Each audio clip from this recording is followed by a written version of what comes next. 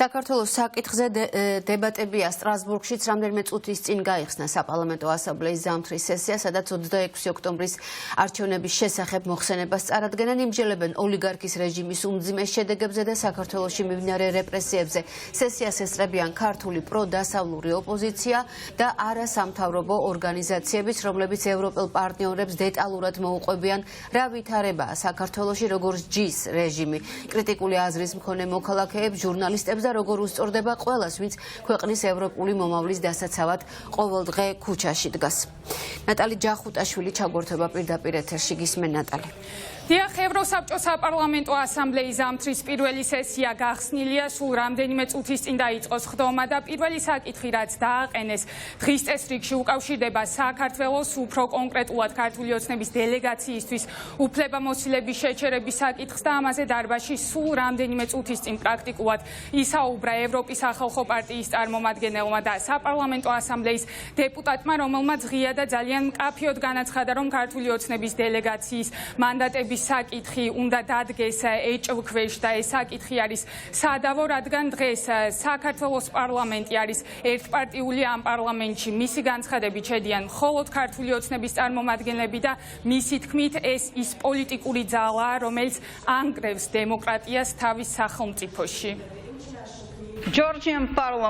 საქართველოს პარლამენტი არის ერთპარტიული და ეს ერთადერთი პარტია არის ქართული ოცნება. ივანიშვილის რეჟიმი ანგრევს დემოკრატიულ წესრიგს საქართველოში. სწორედ ამიტომ მე სადაოდ ვაცხადებ ქართული დელეგაციის უფლებამოსილებას ევროპის სახალხო პარტიის სახელით.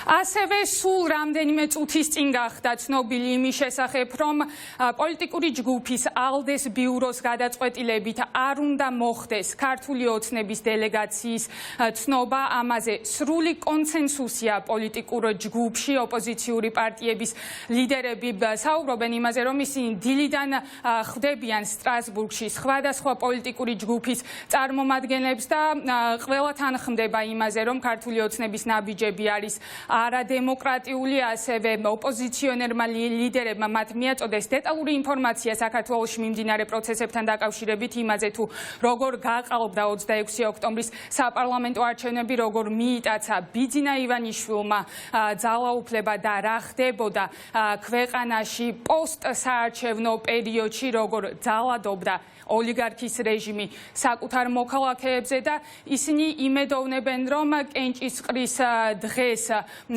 ექნებათ მათ უმრავლესობა და ქართული ოცნების დელეგაციის წევრებს შეუჩერდებათ უფლებამოსილება. დიდი ალბათობით ეს კენჭისყრა გაიმართება ოთხშაბათს.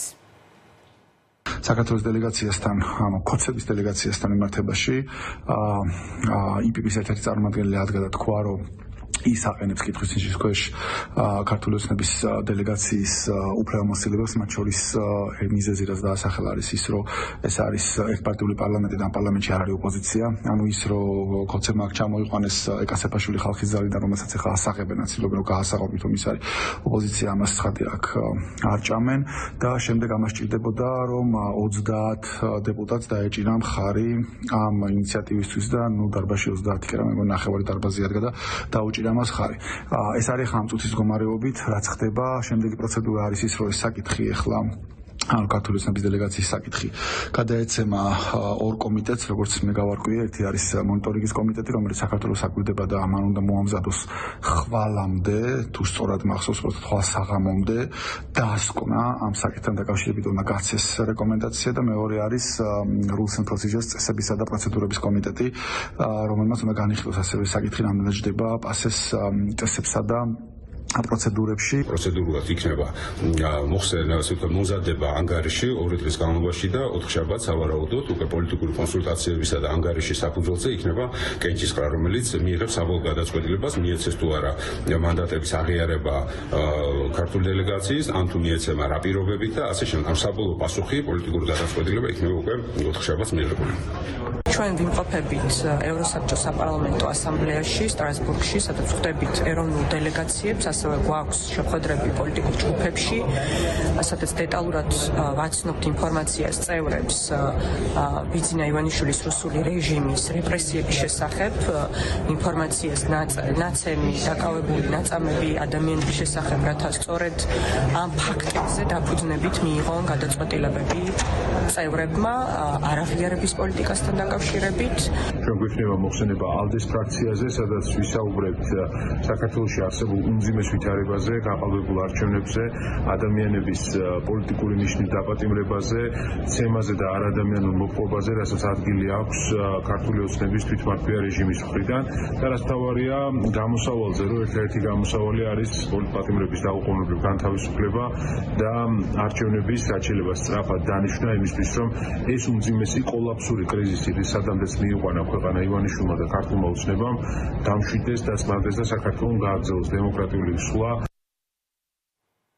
საქართველოს მოქალაქეები, ემიგრანტები დღეს დახვდნენ სტრასბურგში ოპოზიციონერ ლიდერებს, გაესაუბრნენ მათ, აინტერესებდათ მათი ხედვები თუ როგორ უნდა გამოვიდეს საქართველო დღეს პოლიტიკური კრიზისიდან და რაში ხედავენ გამოსავალს ოპოზიციონერები და სხვათა შორის ეს ის ემიგრანტები იყვნენ, რომლებიც გუშინ დახვდნენ ქართული ოცნების წარმომადგენლებს, მათ შორის თეატრულ ოკეანს შეძახილებით მონა და ეს ადამიანებიც თანხმდებიან, რომ დღეს ბიძინა ივანიშვილის რეჟიმი ატარებს რუსეთის ინტერესებს და რომ მას მიტაცებული აქვს სახელმწიფო და ასევე მათი მთავარი მოთხოვნა ესეც არის, რომ დროულად დე-ფაქტო ხელისუფლებამ პოლიტიკური ტყვეები გამოუშვას ციხიდან.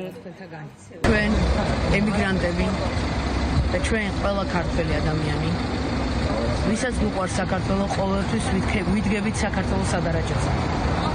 მინდა უთხრა ეგრეთ წოდებულ ფიქტიურ თვითმარქვია სახელმწიფოს ყველა იმ წევრს. თქვენთვის საქართველოში ადგილი არ არის, თქვენთვის ევროპაში ადგილი არ არის. ჩვენ ვიქნებით ყველგან და ყოველთვის. ჩვენ ვიცით დახვედრა მტვრისაც და ჩვენ ვიცით დახვედრა მოგვიცაც. ჩვენ შევხვდებით ყველა იმ ადამიანს გულით, სიტყვით, ვინც საქართველოსთვის იბრძვის. და თქვენ დაგვხვდებით სირცხვილის კორიდორით ყველგან, სადაც ალბათ წახდებით. ეს ჩემი დანაბარებია, ეს ჩვენი ქართული ხალხის დანაბარებია. ევროსაბჭოს საპარლამენტო ასამბლეის სესია მიმდინარეობს ამ წუთებშიც და სხდომაზე სულ ცოტა ხანში უკვე ვცლად ისაუბრებენ საქართველოში მიმდინარე პროცესებთან დაკავშირებით და 3 დღის განმავლობაში გაგრძელდება ეს სხდომები, როგორც უკვე გითხარით, უახლოეს დღეებში დიდი ალბათობით 4 შაბათ დღეს კენჭეს უყრიან, უნდა შეუჩერონ თუ არა უფლებამოსილება ქართული ოცნების დელეგაციის წევრებს. ეს არის ოპოზიციური პარტიების ერთობლივი მოთხოვნა და ისინი აცხადებენ, რომ მათ არ უნდა დაუდასტურდეთ მანდატები, რადგან ქართული ოცნების წევრები წარმოადგენენ არალეგიტიმურ ხელისუფლებას.